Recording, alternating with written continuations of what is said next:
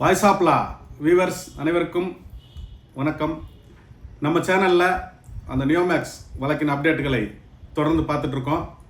அந்த வகையில் 29/4/2025 அன்று மாண்புமிகு நீதியரசர் பரத சக்கரவர்த்தி அவர்கள் சென்னை உயர்நீதிமன்றத்தில் முதன்மை அமர்வு பிரின்சிபல் சீட் அங்கே உட்காந்துட்டு மதுரை பெஞ்ச் கேஸை விசாரிச்சாங்க. அது 16/6/2025 தேதிக்கு ஒத்தி வச்சு அதில் சில கமிட்டிகளை அமைத்து அந்த வேல்யூஷன் மதிப்பீடு செய்யணும். அந்த மதிப்பீடு செஞ்சு சொத்துக்களின் மதிப்பு வேல்யூஷன் கமிட்டி மாவட்ட பதிவாளர் டிஸ்ட்ரிக்ட் ரெஜிஸ்ட்ரார் டிஆர் அவர் தலைமையில் டிஆர்ஓ அவரோட கண்காணிப்பின் கீழ் மாவட்ட வருவாய் அலுவலர் தகுதி பெற்ற அலுவலர் அவரோட கண்காணிப்பின் கீழ் வேல்யூ பண்ணணும். அதுக்கு சப் கமிட்டிஸ் எல்லாம் போட்டிருந்தாங்க. டெபாசிட் சைடு வந்து பிரதிநிதிகள் ரெப்ரசன்டேட்டிவ் அண்டு நிறுவன தரப்பு ரெப்ரசன்டேட்டிவ் சப் ரெஜிஸ்ட்ரார் அவங்கெல்லாம் இருப்பாங்க, ரெவன்யூ டிபார்ட்மெண்ட் எல்லாம்.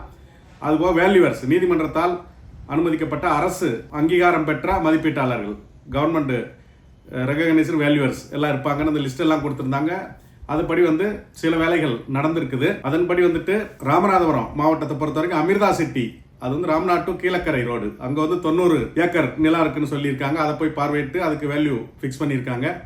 அப்புறம் மதுரை மாவட்டத்தை பொறுத்த வரைக்கும் அங்கே அந்த ராஜசேகரன் அவரும் மிஸ்டர் சுரேஷ் அவரும் அந்த வேல்யூஷன் கமிட்டியில் முதலீட்டாளர் தரப்பு பிரதிநிதி ரெப்ரசன்டேட்டிவ் ஃப்ரம் தி டெபாசிட்டர்ஸ் அவங்க போயிருக்காங்க. அவங்க என்ன காளிகாப்பான் வில்லேஜ் அது வீரப்பாஞ்சான் அது பக்கம் இருக்குது.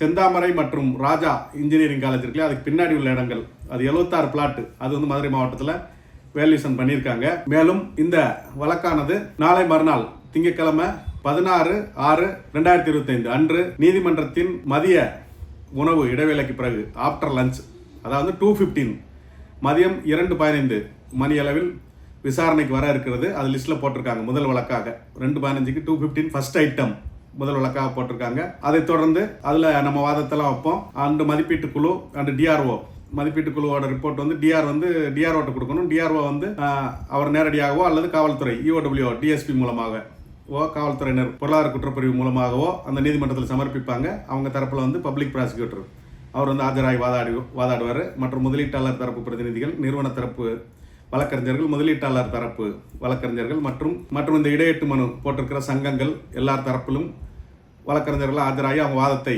முன்வைப்பார்கள். அதை தொடர்ந்து என்ன அப்டேட்ஸ்ன்றதை நான் உங்களுக்கு தொடர்ந்து சொல்கிறேன். அதுவரை காத்திருங்கள். நன்றி.